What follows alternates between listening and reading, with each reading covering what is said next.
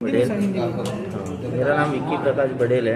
अखिल भारतीय सफाई मजदूर कांग्रेस संगठन का मैं महाराष्ट्र सचिव हूँ और ये हमारी पूरी महाराष्ट्र की कार्यकारिणी है।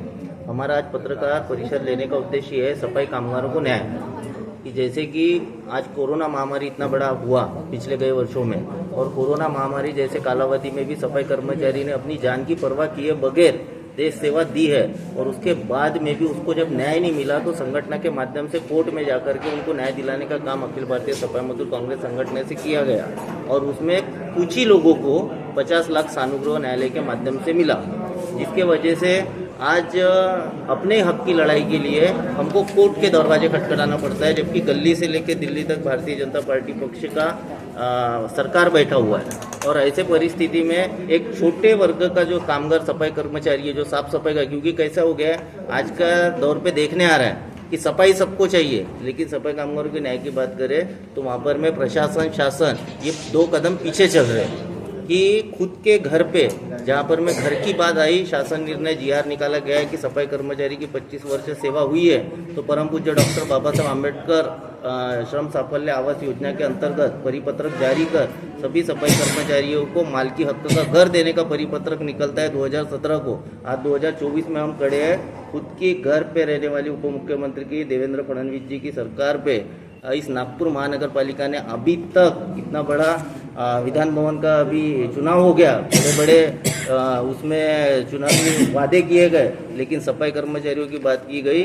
जिस भट्टी बाबा शेड़के ने पिछले ही अधिवेशन में इस दिसंबर महीने की 7 तारीख को झाड़ू मार करके, झाड़ू से लेकर के यशवंत स्टेडियम से झाड़ू मारते मारते हजारों की सफाई कामगार की तादाद में विधान भवन का घेराव किया, तो इस सफाई कामगारों के न्याय हक की बात नहीं की गई। एक भी सफाई कर्मचारी को घर नहीं दिया गया। अधिसंख्या के नाम पर भी उनकी भावनाओं से खिलवाड़ किया गया।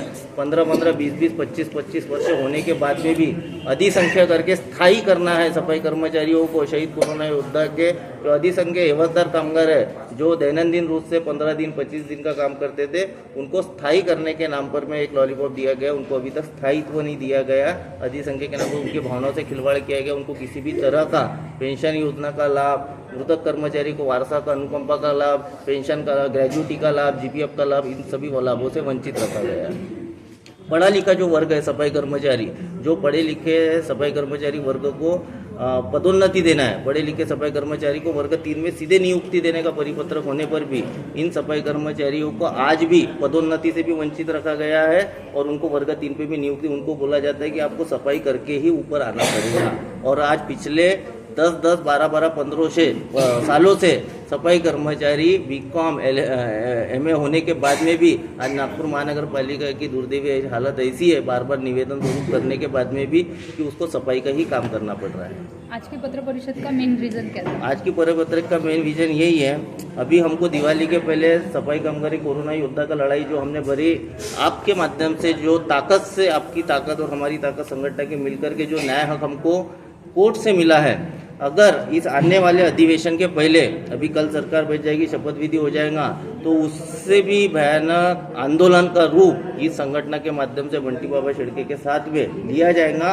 और सफाई कामगारों के न्याय के लिए इस आने वाले अधिवेशन में, हिवाड़ी अधिवेशन में विधान भवन का घेराव हो तो काम बंद आंदोलन की भी चेतावनी आप पत्रकार परिषद के माध्यम से हम देना चाहते हैं कि, और उसके लिए जवाबदार खुद शासन और प्रशासन स्वयं उतरे। मांग क्या है? मांग क्या कर रहे हैं? मांग हमारी ये है, शहीद कोरोना योद्धा को अभी भी कई जो कामगार बचे हैं सफाई कर्मचारी, इनको 50 लाख सानुग्रह नहीं मिला है। हमने जो न्यायालय से 16 लोगों को न्याय दिलाने का जो काम किया संगठन के माध्यम से, उनको कोर्ट ने 50 लाख दिया है, लेकिन अभी भी 40 से 45 सफाई कर्मचारी और इधर कर्मचारी जो है वो अभी भी वंचित है 50 लाख सानुग्रह से। उनको सिर्फ 10-10 लाख का ही एक रुपया देकर के उनके खाते में, और उनको बाकी के जो परिपत्रक में दिए गए GR के अनुसार 50 लाख से वंचित रखा गया। तो सबसे पहले उनको 50 लाख पूरा का पूरा दिया जाए। उसके बाद में जो शहीद हो गए उनके परिजन को आज कोरोना होकर के 2019 से लेकर के 24 में हम खड़े, उनको नौकरी, वारसानाक नौकरी का लाभ नहीं दिया गया।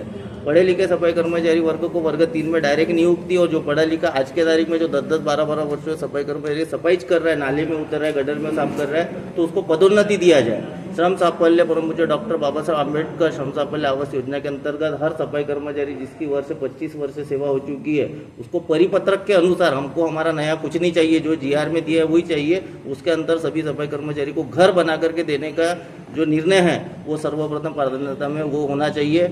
इस सफाई कर्मचारियों को एवजदार अधिसंख्यक के नाम पर में जो उनके साथ में भेदभाव किया और बाटा जो लगा गया है, कंपनी को ला करके खड़ा किया गया, ये ठेकेदारी पद्धत बंद होना चाहिए। किमान वेतन उनको पूरे तरीके से नहीं दिया जा रहा है। आज भी कई कमांडो से लेकर के डंपिंग यार्ड में काम कर रहे हैं, उनको पूरे तरीके का आरोग्य सेवाएं सुविधाएं नहीं मिल रही है, उनको किमान वेतन आयोग के अंतर्गत पगार नहीं मिल रहा है, उनको दिवाली बोनस नहीं मिल रहा है, कंपनी उनका भी शोषण कर रही है। वो कर्मचारी मजबूरी और बेरोजगारी के कारण मल मूत्र अपने नाक से लेकर के नीचे तक अपने शरीर पे लोगों का घान ले रहा है, लेकिन उसको न्याय नहीं मिल रहा है। तो ऐसे सभी सफाई कर्मचारी को न्याय मिलना चाहिए, ऐसी अपेक्षा इस आने वाले अधिवेशन में हमारी रहेगी। कोर्ट में जाने के लिए जो खर्चा हुआ आप लोगों का, उस खर्चे को क्या मतलब महानगर पालिका ने दिया है? हाँ, ये खर्चा महानगर पालिका ने नहीं दिया है। जिस मांगनी को परिपत्रक के अनुसार दर्शाया गया था, यदि उस मांगनी को आयुक्त प्रशासन और प्रशासन हमने सभी के तरफ में दरकरार लगाई थी, सभी के तरफ ऐसा कोई दरवाजा नहीं था।